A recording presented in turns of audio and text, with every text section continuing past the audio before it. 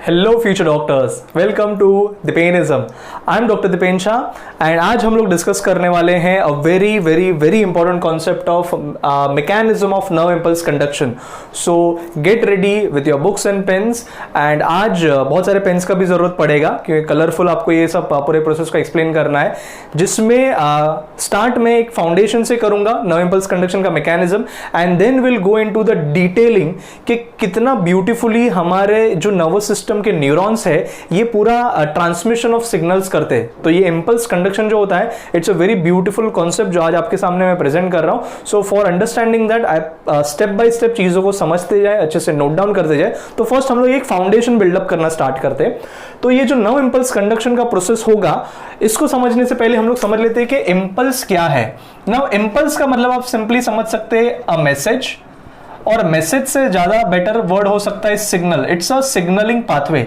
सो ये जो इंपल्स या सिग्नल्स न्यूरॉन ट्रांसमिट करते हैं ये किस एनर्जी फॉर्म में रहते हैं। तो फर्स्ट इंपॉर्टेंट पॉइंट आपको नोट डाउन करना है कि जो सिग्नल्स हैं these are electrochemical signals, these are electrochemical impulses.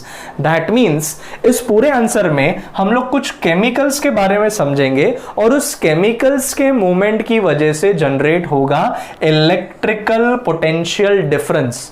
Yes, हमारे बॉडी में भी छोटा सा छोटा माइक्रोवोल्ट का करंट प्रोड्यूस होता है और उसी के ट्रांसमिशन की वजह से सिग्नलिंग हो पाता है और ये कम्युनिकेशन हो पाता है। तो आप जो मेरी चीजें मैं जो भी बोल रहा हूं वो आप सुन पा रहे हैं, अच्छे से आप देख पा रहे हैं, चीजों को आप समझ पा रहे हैं। That means constantly neurons are performing the transmission of impulses. तो there is firing of neurons और इतना फास्ट होता है, एक स्टेटमेंट समझ भी लिया, दूसरा स्टेटमेंट भी स्टार्ट हो गया और आप देख भी रहे हो, समझ भी रहे हो, साथ में भी नोट डाउन भी करते जाएंगे। तो इतने सारे सिग्नल्स को हमारा ब्रेन रिसीव करता है, स्टिमुलाई को रिसीव करता है और वो रिस्पॉन्स देना स्टार्ट करता है। तो ये ब्यूटीफुल मैकेनिज्म में इलेक्ट्रोकेमिकल सिग्नल्स जो प्रोड्यूस होंगे, इन सिग्नल्स में देयर विल बी 3 स्टेजेस। तो 3 स्टेजेस को मैं अलग अलग पार्ट में यहां पे डिस्क्राइब कर रहा हूं। तो 3 इंपॉर्टेंट स्टेजेस में ये इंपल्स कंडक्शन होगा, जिसमें सपोज मैं यहां पे ये न्यूरॉन का एक सेगमेंट दिखा रहा हूं, है ना। तो तीनों ये same part of the neuron का अलग अलग स्टेजेस में रिप्रेजेंट कर रहा हूं, ठीक है। तो यहां पे मैंने एक बाउंड्री बना लिया कि ये फर्स्ट स्टेज है, ये सेकंड स्टेज है, थर्ड स्टेज है। नाउ ये जो मैंने न्यूरॉन का पार्ट बनाया है दैट इज एक्सॉन, क्योंकि हम लोग को पता है एक्सॉन जो है they carry the impulse away from the साइटोन। तो ये एक्सॉन का ये जो है ये पार्ट हो गया एक्सॉन का मेम्ब्रेन। मैं यहां पे रेफरेंस के लिए बता दूं कि सपोज ये हम लोग अगर ऐसा एक्सॉन दिखा रहे तो ये एक्सॉन का मेम्ब्रेन को मैंने यहां पे बड़ा करके दिखा दिया। ओके, नाउ ये एक्सॉन का मेम्ब्रेन जो होगा उसको हम लोग बोल लेते हैं एज एक्सोलेमा। तो एक्सॉन का मेम्ब्रेन जो होगा दैट इज एक्सोलेमा। और एक्सोलेमा जो होता है उसके बारे में आपको एक इंफॉर्मेशन पता होना चाहिए, it's a selectively permeable membrane. It's a selectively permeable membrane. तो कुछ आयंस को ये परमिशन देगा अंदर बाहर आने जाने के लिए और कुछ को नहीं देगा।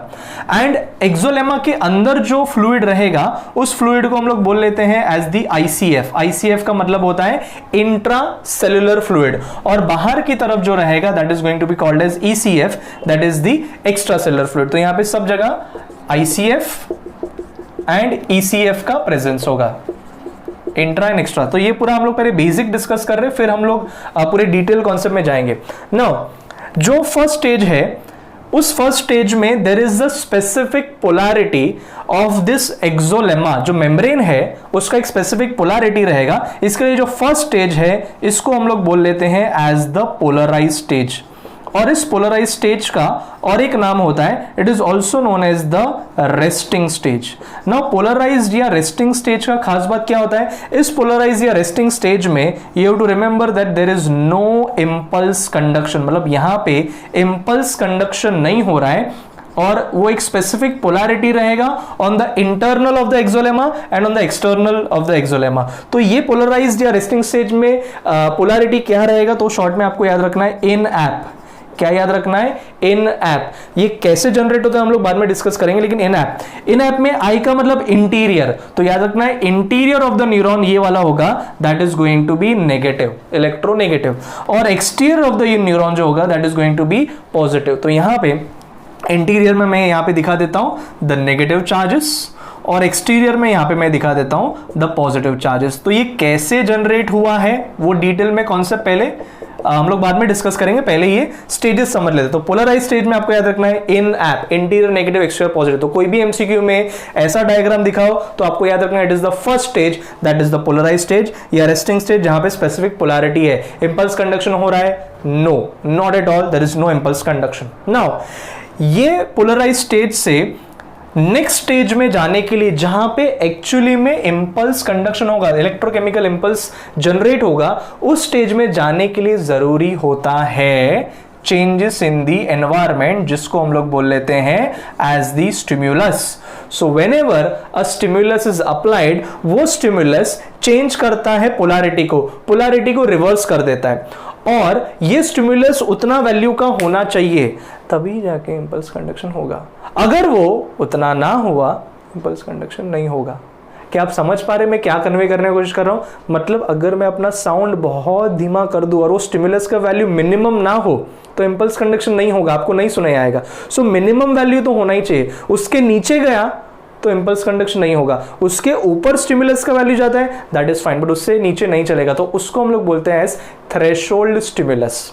तो ये थ्रेशोल्ड स्टिम्युलस जैसे ही रीच आउट होता है तब जाके पोलैरिटी रिवर्स होता है, और पोलैरिटी रिवर्स हो जाएगा मतलब पोलराइज स्टेज से निकल जाएगा, तो उस सेकेंड स्टेज को हम लोग बोल देते हैं एज डीपोलराइज स्टेज। तो इसको हम लोग बोल देते हैं एज डीपोलराइज स्टेज। ना इस डीपोलराइज स्टेज में क्या होगा? डीपोलराइज स्टेज में याद रखना है कि न्यूरॉन के अंदर आ जाएगा, इंटीरियर में आ जाएगा पॉजिटिविटी और एक्सटीरियर में आ जाएगा नेगेटिविटी। सो डीपोलराइज में आप लोगों को क्या याद रखना है?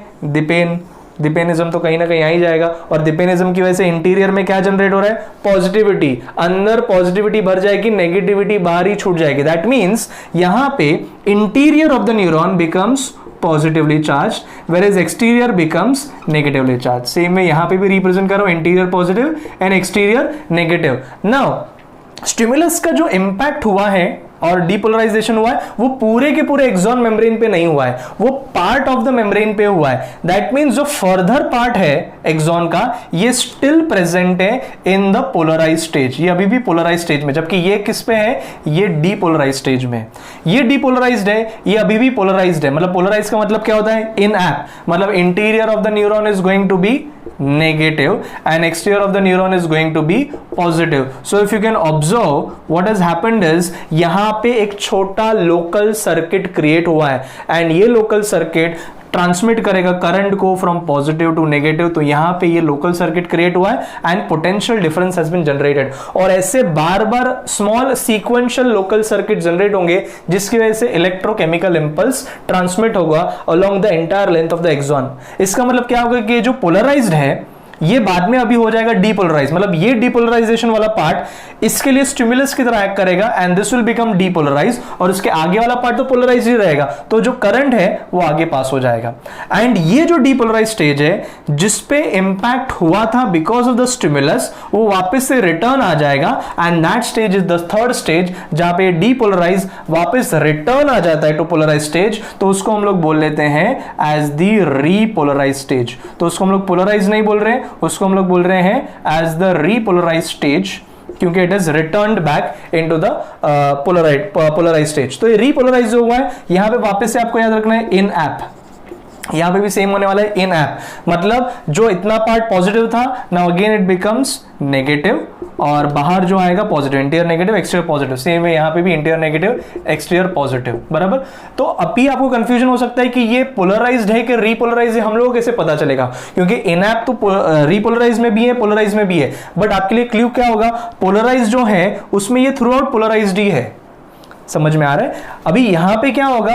ये वाला पार्ट जो यहां पे मैंने ये सिग्निफाई किया ये पोलराइज था, बट अब ये पोलराइज से क्या हो जाएगा? डीपोलराइज, क्योंकि ये डीपोलराइजेशन इतना वाला पार्ट इधर इंपैक्ट दिखाएगा, और इस वजह से यहां पे अभी परमिएबिलिटी बढ़ जाएगा, और उस परमिएबिलिटी की वजह से ये डीपोलराइज हो जाएगा, मतलब this will become positively charge, interior positive and exterior is going to become negative. So ये इंटीरियर पॉजिटिव मतलब ये वाला पार्ट जो हो गया है ये अभी हो गया है डीपोलराइज, ये वाला पार्ट जो है दिस इज रीपोलराइज, और इसके आगे वाला पार्ट क्या रहेगा? तो आप लोग गेस करो कि ये पोलराइज ही रहेगा, क्योंकि अभी तक इस पे स्टिमुलस का इंपैक्ट नहीं हुआ, और पोलराइज मतलब interior negative and exterior positive, interior negative exterior positive, मतलब अभी जो लोकल करंट पहले यहां पे था अभी यहां से शिफ्ट हो गए, the local circuit has transmitted to the next part. तो ऐसे सीक्वेंशियल लोकल सर्किट्स की वजह से there is this nerve impulse conduction occurring.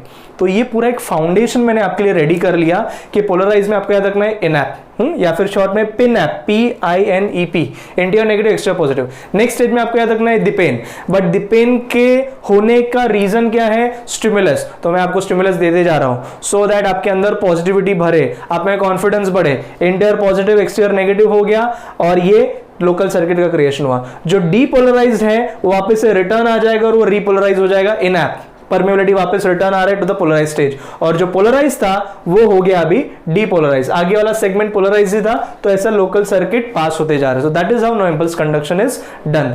Now coming to the complicated part कि पूरा मैकेनिज्म एग्जैक्टली ऑपरेट कैसे होगा, जहां पे ये चार्जेस का फ्लक्चुएशन कैसे मैनेज होता है। Now to understand the mechanism मैंने एक डायग्राम बनाया है। आई वांट यू कि आप वीडियो को पॉज कर ले और ये डायग्राम बना के रख ले और फिर समझते जाए कि क्या क्या प्रोसेस होने वाला है। तो हम लोग यहाँ पे ये पूरा एक मेम्ब्रेन रिप्रेजेंट कर रहे हैं और आप लोग गेस कर सकते हैं कि ये मैंने फ्लूइड मोजाइक मॉडल का hydrophilic head and hydrophobic tell and double layered membrane दिखा है। So this membrane is nothing but the axolemma, जो मैंने प्रीवियस डायग्राम में एज अ लाइन दिखाया था, अभी उसको हम लोग मैग्नीफाई करके एक्सोलेमा है। तो एक्सोलेमा एक इधर भी होगा एक इधर भी होगा, बट हम लोग ये वाला पार्ट नहीं दिखा रहे, अभी एक ही एंड पे पूरा फोकस कर रहे हैं, दूसरे एंड पे भी सिमिलर पार्ट होगा, सिमिलर ही पूरा प्रोसेस होगा। तो अगर ये एक्सोलेमा रिप्रेजेंट किया है तो उसके बाहर का पार्ट क्या हो जाएगा, ECF, और अंदर का पार्ट हो जाएगा ICF। तो this is extra cellular fluid, this is intracellular fluid. Now ये जो कुछ मैंने डायग्राम्स में अलग अलग अनोखे से स्ट्रक्चर दिखा है, ये सब क्या है, ये सब कैरियर प्रोटीन्स है, ये ट्रांसपोर्टेशन में हेल्प करेंगे। तो एक एक करके आप इसको अच्छे से लेबल कर ले। तो ये जो स्ट्रक्चर बड़ा से दिखा है, this is nothing but the pump. इस पंप को हम लोग बोल लेते हैं as the sodium potassium pump. तो ये फर्स्ट सोडियम पोटेशियम पंप का पार्ट हो गया। ये एक और ये दूसरा स्ट्रक्चर जो है, इनको हम लोग बोलते हैं VGC। VGC अच्छे से इसको लेबल कर ले और उनका फुल फॉर्म भी लिख ले। इनको हम लोग बोलते हैं वोल्टेज गेटेड चैनल्स, जिसमें से एक सोडियम का वोल्टेज गेटेड चैनल है और एक पोटेशियम का वोल्टेज गेटेड चैनल है। और ये चैनल ओपन होंगे या क्लोज होंगे because of voltage fluctuations, that is why they are known as VGC। ये एक और ये दूसरा स्ट्रक्चर जो है, इनको हम लोग बोल लेते हैं एज दी चैनल प्रोटीन्स। तो ये दो स्ट्रक्चर जो है, this are the channel proteins, या फिर इसको आप लोग टनल प्रोटीन्स भी बोल सकते हैं। ये सब डिस्क्राइब मैंने फ्लूइड मोजाइक मॉडल के वीडियो में किया है, तो उसमें आप ये पूरा गो थ्रू कर सकते हैं। तो एक जो है वो सोडियम के लिए चैनल प्रोटीन है और एक पोटेशियम के लिए चैनल प्रोटीन है। अभी कुछ बेसिक बातें जो आपको ऑलरेडी पता होनी चाहिए ट्रांसपोर्ट मैकेनिज्म में, जो मैं आपके साथ पहले शेयर कर लेता हूं कि जो पंप होता है वो पंप ऐसा टाइप का कैरियर प्रोटीन है जो एक्टिव ट्रांसपोर्ट का काम करेगा। और जब भी एक्टिव ट्रांसपोर्ट होगा, दैट मींस द मॉलिक्यूल्स और the substances are moving from lower concentration towards their higher concentration, and when they move from lower to high concentration, वहां पे एटीपी का रिक्वायरमेंट होगा ही होगा और एटीपी ये एनर्जी प्रोवाइड करेगा। तो ये कॉन्सेप्ट जितना आपको क्लियर रहेंगे चीजों का, you will enjoy understanding of the entire answer. तो ये पंप जो है ये एक्टिव ट्रांसपोर्ट की तरह काम करेगा, ये आपको याद रखना है। दूसरा, जो VGC है, वोल्टेज गेटेड चैनल्स है, ये इस तरह से काम करते हैं कि जैसे ये पूरा काम डिफ्यूजन की तरह होने वाला है। तो ये डिफ्यूजन प्रोसेस में हेल्प करने वाला है, और ऐसा डिफ्यूजन को हम लोग बोल देते हैं एज फैसिलिटेटेड डिफ्यूजन। और इस फैसिलिटेटेड डिफ्यूजन में ये VGC हमेशा मूवमेंट दिखाएंगे from high to low concentration, क्योंकि डिफ्यूजन हमेशा हाई टू लो ही होता है। सेम चैनल प्रोटीन्स भी जो है, तो ये चैनल प्रोटीन्स भी दे शो डिफ्यूजन ओनली, और चैनल प्रोटीन्स भी डिफ्यूजन दिखाएंगे, मतलब they are going to show movement from high concentration of a particular substance to its low concentration. तो ये अगर बेसिक बातें आपको एक बार माइंड में सेट हो गई तो आप ये पूरा आंसर समझ पाएंगे। दूसरा पॉइंट, एक तो आपको एक ट्रांसपोर्ट का ये मैकेनिज्म पता होना चाहिए कि कहां पे लो टू हाई होगा और कहां पे हाई टू लो होने वाला है। दूसरा बात, आपको एक ऑलरेडी इंफॉर्मेशन पता होना चाहिए कि ECF में there is more of Na plus ions। तो Na plus ions का concentration is more in the extracellular fluid, whereas ICF में there is more of K plus ions। तो more K plus ions in the ICF and more of Na plus in ECF। That means अगर ECF में sodium ज्यादा है, that means ICF में sodium कम है, sodium नहीं है ऐसा नहीं है, सोडियम आयंस का कॉन्सेंट्रेशन कम है। अगर ICF में पोटेशियम आयन ज्यादा है दैट मींस ECF में पोटेशियम का कॉन्सेंट्रेशन कम होता है। और ये नॉलेज आपको पहले से होना चाहिए, तभी जाके अभी आप आंसर समझ पाओगे। तो फर्स्ट स्टेज जो आता है वो फर्स्ट स्टेज कौन सा है? The first stage is polarize stage. और पोलराइज स्टेज मैंने आपको याद रखने के लिए क्या बोला? पोलराइज में आपको याद रखना है इन ऐप मतलब interior is going to be negative, exterior is going to be positive. तो ये कैसे इंटीरियर में नेगेटिव और एक्सटीरियर में पॉजिटिव में हेल्प होता है? तो ये प्रोड्यूस करते हैं पंप्स। अभी पंप क्या करता है? चीजों का मूवमेंट करेगा from low to high concentration. तो अगर सोडियम ECF में ज्यादा है दैट मींस ICF में सोडियम कम है, तो लो टू हाई ये पंप सोडियम को ICF टू ECF में पंप करेगा। तो Na+ ions move from ICF to ECF, they are pumped out. In exchange ये पोटेशियम को बाहर से अंदर की तरफ ले लेगा, क्योंकि K+ ions are more in the ICF, that means they are in the lower concentration in the ECF। तो ECF से ICF में K+ ions are being pumped. Okay, now मेरे पास कलर ऑप्शंस नहीं है, लॉकडाउन चालू है, मेरे पास एक ही ब्लू ऑप्शन है, बट आप कलर पेन्स यूज करें to describe the entire process so that आपका ये फोटोग्राफिक मेमोरी याद रखने में हेल्प करेगा। नाउ अगर यहां से एक सोडियम आयन बाहर जा रहा है तो यहां पे अंदर क्या जनरेट होगा? Negative charge. और एक पोटेशियम पॉजिटिव चार्ज अंदर आ रहा है तो नलीफाई हो गया। तो पंप इस हिसाब से काम करते हैं that they pump out 3 sodium ions. और अगर 3 Na+ चार्ज बाहर जाएंगे मतलब अंदर जनरेट होगा negative charge.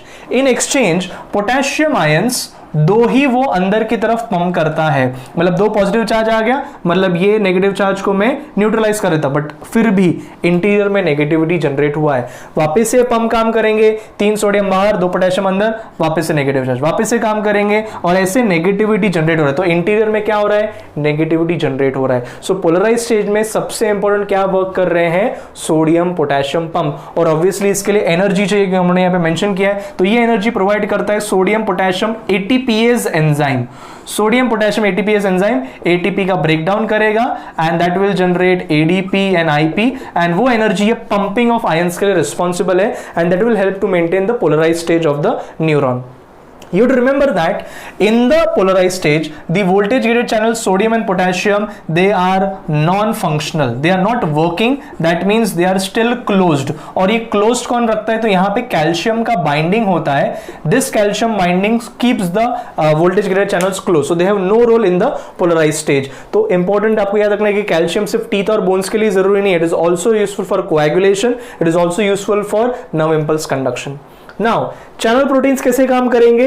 They act as a process of diffusion, facilitated diffusion की तरह काम करेगा। तो सोडियम चैनल प्रोटीन में सोडियम बाहर की तरफ ज्यादा है तो हायर से लोअर कॉन्सेंट्रेशन सोडियम का मूवमेंट होगा।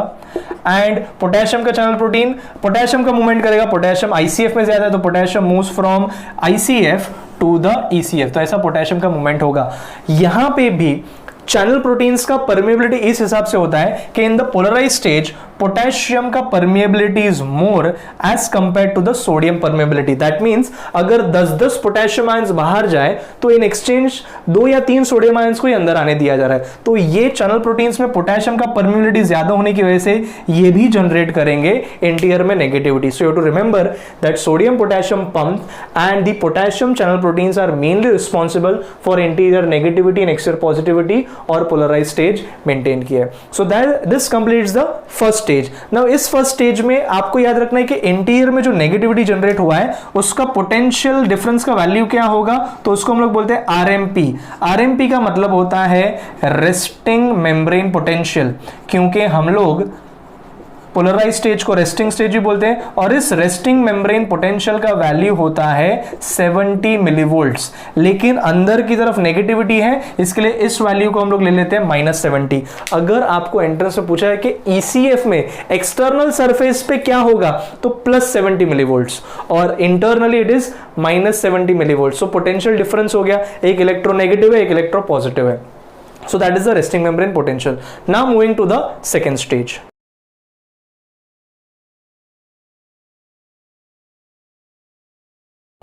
नाउ जो सेकेंड स्टेज है वो आपको पता है, जो सेकेंड स्टेज अभी आएगा that is the depolarize stage और पोलैरिटी रिवर्स हो जाएगा, और ये डीपोलराइज स्टेज जो है उसमें आपको याद रखना था डिपेन, दैट मीन्स इंटीरियर में आना चाहिए पॉजिटिव, एक्सटीरियर में आना चाहिए नेगेटिव। तो ये कैसे जनरेट होता है ये समझ लेते हैं। नाउ जब भी पोलराइज स्टेज चल रहा था तभी रेस्टिंग मेम्ब्रेन पोटेंशियल का मैंने वैल्यू बताया -70 मिलीवोल्ट्स, और पोलराइज से डीपोलराइज में जाने का रीजन होता है स्टिम्युलस, और वो स्टिम्युलस भी कितना होना चाहिए, मिनिमम उसका वैल्यू उतना होना चाहिए कि वो चेंज ला सके ऑफ +10 मिलीवोल्ट्स।